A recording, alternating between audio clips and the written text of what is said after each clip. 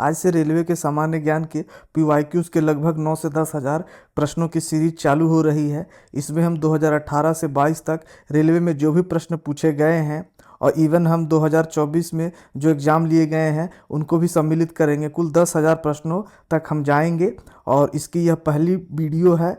इसमें हम लोग प्रागैतिहासिक काल को देखेंगे, इतिहास के, भूगोल के, अर्थशास्त्र के, पर्यावरण आदि सभी विषयों के एमसीक्यूज और उसके कॉन्सेप्ट को देखते चलेंगे। चूँकि एग्ज़ाम्स में थीम रिपीट होते हैं, उसके आगे पीछे वाले प्रश्न पूछे जाते हैं, इसलिए हम लोग एमसीक्यू सीरीज़ को देख के चलेंगे और आपको लगातार वीडियोस मिलते रहेंगे। आज का टॉपिक है प्रागैतिहासिक काल। हम लोग सिंधु घाटी सभ्यता पढ़ते हैं ना, तो उससे पहले का काल जो है उसे प्रागैतिहासिक काल कहते हैं।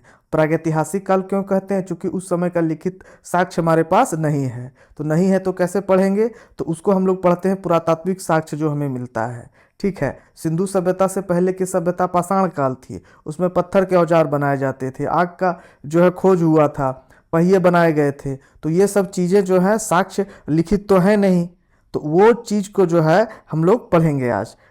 इसमें कुल 8 प्रश्न जो पूछे गए हैं 2018 से 22 तक रेलवे में, उसको समाहित किया है और उसकी व्याख्या करते चलेंगे।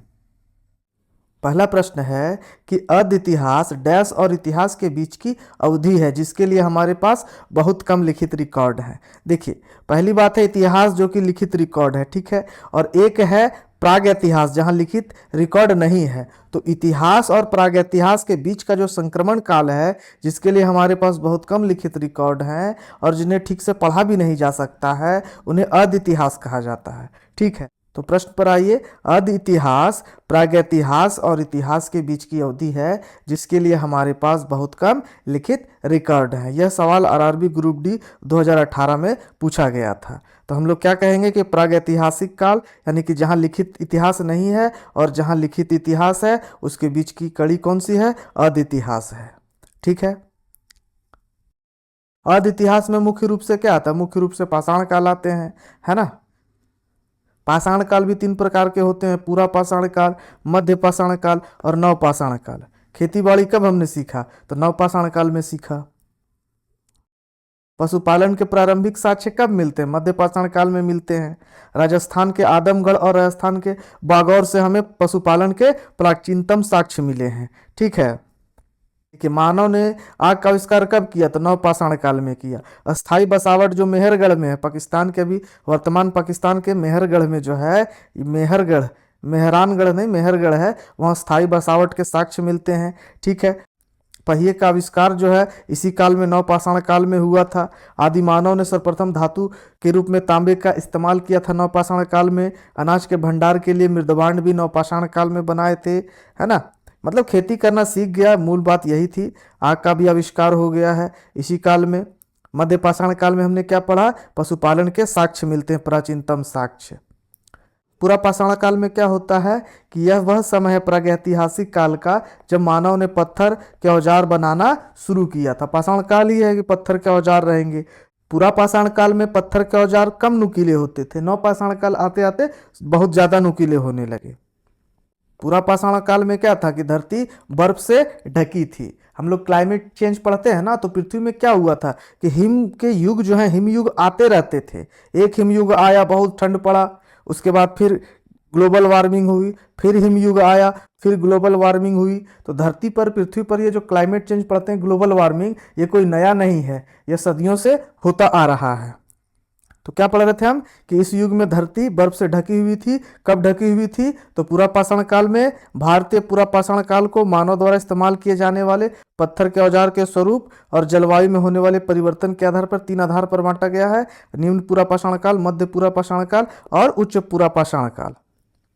भारत में पूरा पाषाण काल के अवशेष कहाँ मिलते हैं? तो आंध्र प्रदेश के कुरनूल में, कर्नाटक के हुसगी में, उड़ीसा के कुलियाना में, राजस्थान के डिंडवाना में और मध्य प्रदेश के भीमबेटका में। भीमबेटका से भर भर के सवाल पूछे जा रहे हैं, तो चलिए भीमबेटका की ओर। भीमबेटका की ओर जाने से पहले हम लोग थोड़ा इस फैक्ट को देख लेंगे कि हमने जैसा कि डिस्कस किया, प्रागैतिहासिक काल में लेखन का विकास नहीं हुआ था। इस काल में लोग सभ्यता के वर्णन करने के लिए कोई लिखित दस्तावेज नहीं थे। हम लोग सुनते हैं ना लोकगीत, आदिवासी समाज में आप लोकगीत देखिएगा बहुत होता था। या फिर सुनते हैं कि ऋग्वेद जो है लिखित अवस्था में शुरुआत में नहीं थी, मौखिक रूप से ऋचाओं को रटा जाता था।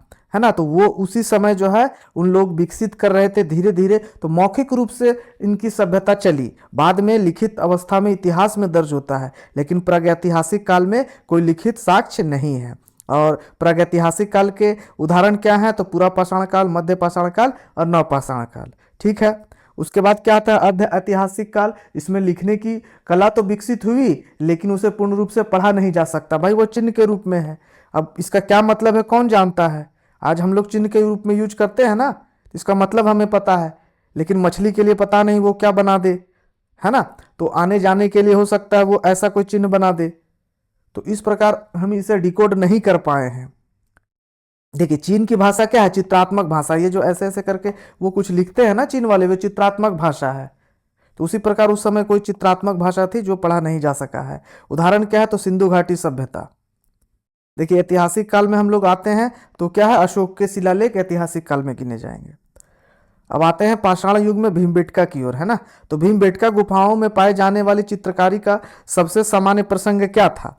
तो देखिए उस समय समाज कैसा था, तो समाज शिकारी समाज था। समाज उस समय का शिकारी समाज था। ठीक है। और क्या करते थे, आग जलाना सीख चुके थे वे। ठीक है, वे आग जलाना सीख चुके थे। ठीक है, शिकार करना सीख चुके थे, आग जलाना सीख चुके थे। तो इसमें कहा जा रहा है कि वह, लेकिन याद रखिएगा पाषाण युग में धातु की खोज उस समय नहीं हुई थी। ठीक है। तो यहां पर देखिए लोहा बनाना तो होगा नहीं। ठीक है। बुनाई करने का काम भी उन्होंने अभी नहीं सीखा था। नवपाषाण काल आते आते वो खेती जरूर करना सीख गए, लेकिन बुनाई का जो है कोई साक्ष्य नहीं मिला है। तो ये दो ऑप्शन खत्म हो गए। फिर शिकार के दृश्य बिल्कुल हैं, आग जलाना है, स्त्री पुरुष, हाँ ये भी हो सकता है। तो बेस्ट ऑप्शन जो है वह है शिकार के दृश्य, स्त्री पुरुष और आग जलाना भीमबेटका की गुफाओं में पाई जाने वाली चित्रकारी का सबसे सामान्य प्रसंग है। देखिए भीमबेटका में क्या क्या विषय है, तो शिकार है, नृत्य है, युद्ध है, मानव के दैनिक कामकाज है, जानवरों की तस्वीर है, बैल, हाथी, सांभर, हिरण, भेड़, बकरी, घोड़े, त्रिशूल, वनस्पति रूपांकन इत्यादि इसके विषय रहे हैं। देखिए भीमबेटका जो है इसके विषय में क्या खासियत है, तो भीमबेटका की चित्रकारी पाषाण युग की है। ठीक है।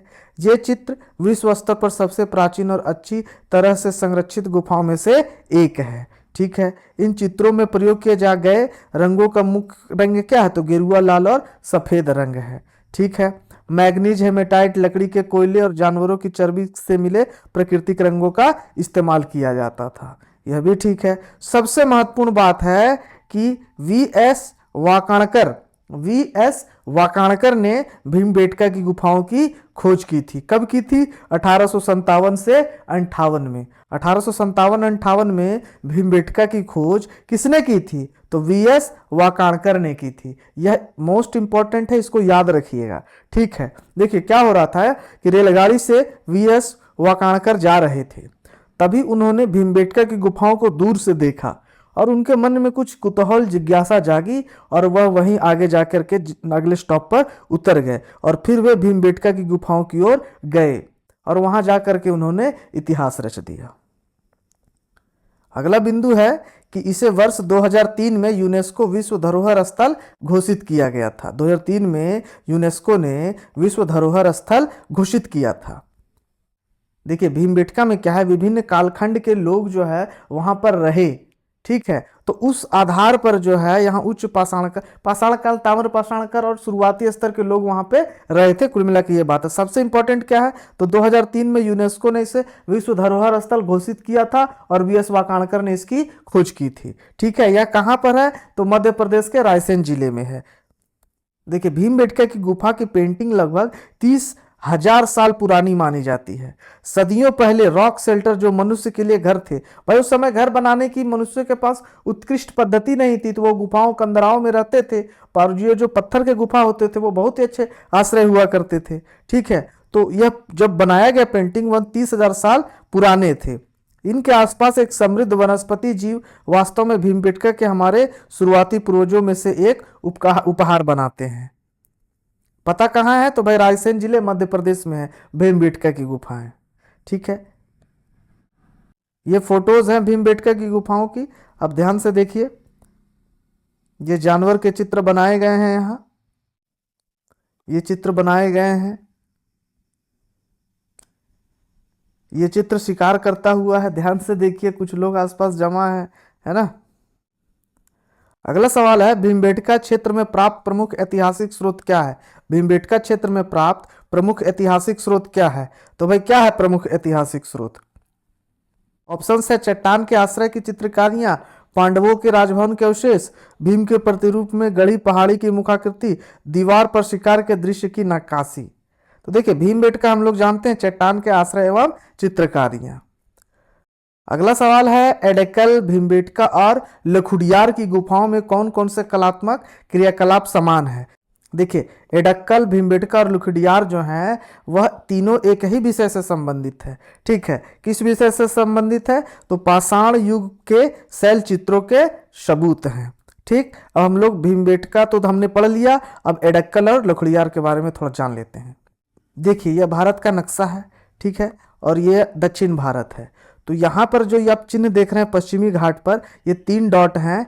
यहीं पर जो है वायनाड जिला, केरल के वायनाड जिले में एडक्कल की गुफाएं हैं। यहीं पर पाषाण चित्रकारियां हैं। ठीक है, देखिए ये मालाबार तट है और इधर मैसूर है। तो मैसूर से होते हुए मालाबार तट तक जो व्यापारिक मार्ग जाती है उसी के नज़दीक जो है यह एडक्कल की गुफाएं हैं। और यह जो कहाँ पर है तो वायनाड जिले में है। ठीक है, और दक्षिण भारत में एकमात्र जगह अभी पाई गई है, अभी अन्य जगहों की खोज नहीं हुई है। तो फिलहाल एकमात्र जगह है जहाँ पाषाण शैल चित्र बनाए गए थे हम भारत के पूर्वजों के द्वारा। लखुडियार की गुफा कहाँ है तो लखुडियार की गुफा अल्मोड़ा जिला, ठीक है, उत्तराखंड। हम देखते हैं भारत के मैप में, देखिए भारत के मैप में यहाँ उत्तराखंड जिला है। ठीक है, तो इस उत्तराखंड में अल्मोड़ा है। ठीक है, तो अल्मोड़ा में क्या है, एक सयाल नदी बहती है। ठीक है, उसी के किनारे है लखुडियार की गुफाएं। यहां पर क्या है, जानवर, मनुष्य और शिकार के दृश्य दिखाए गए हैं। देखिए लखुडियार की गुफाओं को कुमायूनी में, लखुडियार मतलब लाख है ना, लाख गुफाएं कहा जाता है। कल सवाल पूछ सकता है लखुडियार की गुफाएं जो कि उत्तराखंड में है, शैल पाषाण चित्रों के लिए प्रसिद्ध हैं, उसका शाब्दिक अर्थ क्या है कुमाऊनी में, तो लाख गुफाएं हैं। अगला सवाल है किस अवधि में पत्थर कला ज्यामिति रूपरेखा जैसे त्रिकोण, वृत्त, समचतुर्भुज और फूल से संबंधित है। पुस्तकों में इसका आंसर महापाषाण काल की समाप्ति और लौह युग की शुरुआत दी गई है। अगला सवाल एपिग्राफी से है कि एपिग्राफी का क्या अभिप्राय है, तो यह शिलालेखों का अध्ययन है। कंकालों के अध्ययन को क्या कहेंगे तो ऑस्टियोलॉजी कहेंगे। ठीक है, सिक्कों का अध्ययन को न्यूमिस्मेटिक्स कहते हैं और जिसको हिंदी में मुद्रा शास्त्र कहेंगे, और मानचित्र के अध्ययन को कार्टोग्राफी कहते हैं। अगला प्रश्न फिर भीमबेटका से है कि भीमबेटका के शैलाश्रय निम्नलिखित में से किसके लिए प्रसिद्ध हैं, तो द्रविड़ काल के चट्टानों की वजह से, बिल्कुल नहीं। भारतीय उपमहाद्वीप पर मानव जीवन के प्राचीनतम चिन्ह की वजह से, हाँ बिल्कुल है, तो यह कह सकते हैं। मुगल काल की मूर्तिकला के चिन्हों की वजह से, बिल्कुल नहीं। मौर्य वंश के दौरान की गई चित्रकारी की वजह से, बिल्कुल नहीं। तो आंसर होगा भारतीय उपमहाद्वीप पर मानव जीवन के प्राचीनतम चिन्ह की वजह से। अगला सवाल है निम्नलिखित में से कौन सा मानव गतिविधियों एवं सभ्यता के प्राक ऐतिहासिक काल का सही कालानुक्रम है। तो पहले क्या आया था, पूरा पाषाण काल कि पहले धातु युग कि पहले नवपाषाण काल कि मध्य पाषाण काल। तो हम लोगों ने चर्चा की है कि पूरा पाषाण काल पहले आया था, फिर मध्य पाषाण काल, उसके बाद नवपाषाण काल। ठीक है, तो पूरा से शुरू करते हैं, फिर मध्य पाषाण काल पर आते हैं, फिर नवपाषाण काल पर समाप्त हो जाता है। तो इसका आंसर हो जाएगा ए। इस प्रकार प्रागैतिहासिक काल के एमसीक्यूज जो कि रेलवे के एग्जाम्स के, टीसीएस के एग्जाम्स जो 2018 से 22 में हुए हैं, सारे प्रश्न समाहित हो गए हैं। मिलते हैं अगले वीडियो में।